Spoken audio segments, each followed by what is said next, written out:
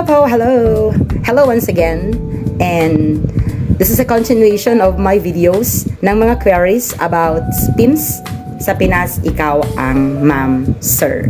Para po ito sa mga guro, mga teachers, or former OFWs or currently OFWs, mga nasa abroad, para po makapagturo pagbalik sa Pinas or habang nasa Pilipinas, kakabalik from abroad within 3 years, pwede po kayong mag-apply as teachers through SPIMS para makapagturo po kayo sa Department of Education.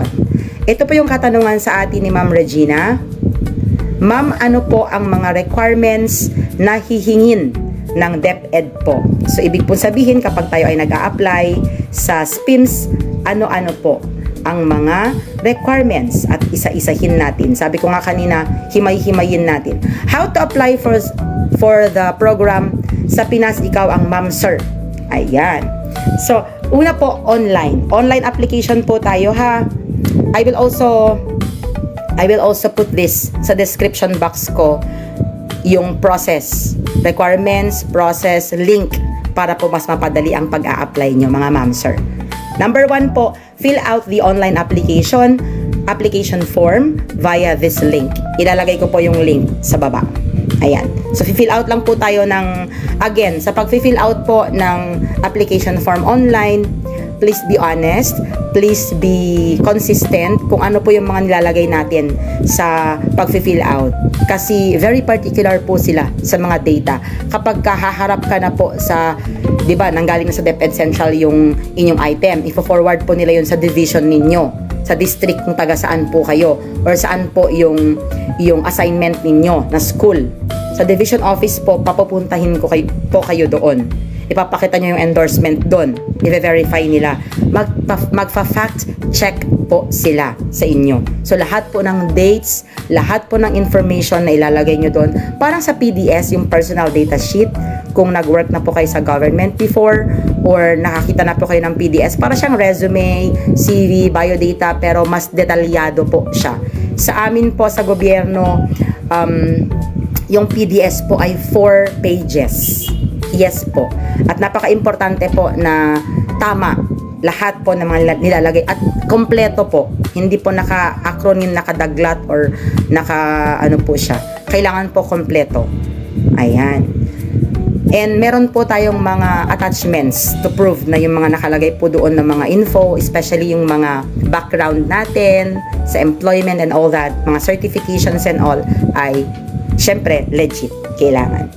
So, number 2, pag fill out ng form online, the SPIMS team will send a response with the requirements. Ayan na po. Nandun po sa email. Tapos, ilalagay ko na lang din sa description. Kasi I have to check my email din. Nasa akin din po kasi yan. May email din sa akin ng DepEd Central, SPIMS team, before kung ano yung mga requirements. Then, so initially po, mag-fill out muna ng form. Yan po muna ha, mag-fill out muna. We'll go through this step by step. Wag po natin ano yung bulk sa head natin na, ang dami pala, grabe, ang busisi, ang tagal, ganito, ganyan. Hindi po.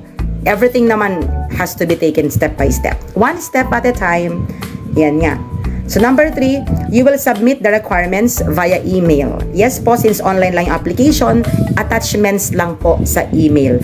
And when we attach po sa email, please scan po properly, PDF format po ang mga isasubmit natin na scan copies. At pag in-scan po natin yung mga documents natin, we make sure na hawak po natin ang mga originals. Kasi po, pag harap po natin sa division office, hihingin po nila yung mga originals sa atin. Hindi natin ipapasa, ipapakita lang po natin. Ayan.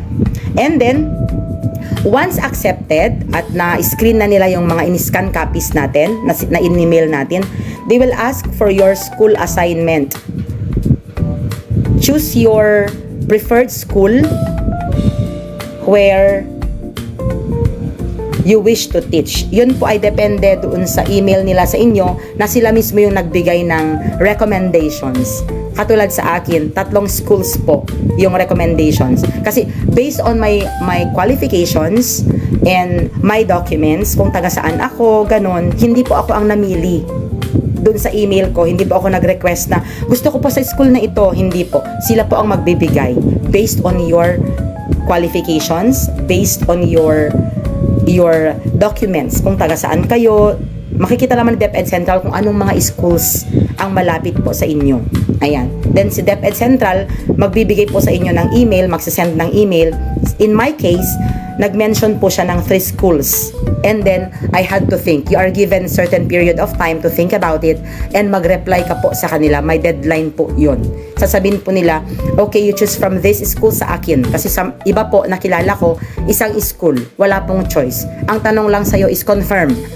Please confirm that you want to be deployed or you want to be deployed in this school. Yun lang po. Yes or no ang sagot. Pag nag-no ka, that's your chance. Wala ka ng second chance. Yun lang yun. So take it or leave it.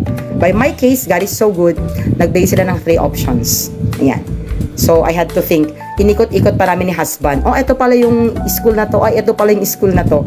But at the back of my mind, I already have that school in my mind kasi doon po ako nag-practicum ng college. At kilala kasi yung school, it's a big school, 'di ba? Sa mega school.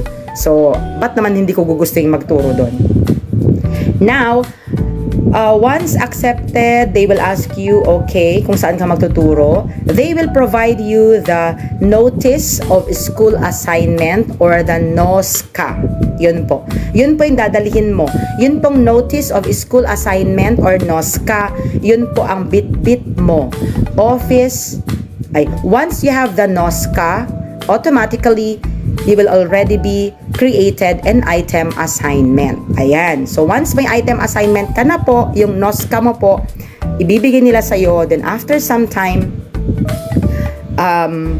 kailangan mo na, may mga deadlines naman doon, may mga dates po na nakalagay. Dadalhin mo na po yung NOSCA together with all your attachments na in-attach mo din pong document doon sa email mo when you applied sa DepEd Central. Lahat po yun, kukunin mo na. Gagawa ka po ng 3 copies. Yeah, babalikan ko mamaya. And then, I will update you sa next videos kung ilang kopya ang ginawa ko. Kasi I had to put them in files. Naka-folder po yan. Basta isa po ay copy mo. Ayan. Personal copy mo, then 1 is the original, and then 1 copy is for them. Yeah, 3 copies, correct. Yung original copies, you have to keep it for verification nila. Kasi once you go to the division office, ipapakita mo na yung lahat ng documents. Kailangan may isang copy sila na naka-folder. I-receive nila yon. Then, may copy ka, received copy. Meron kang duplicate copy.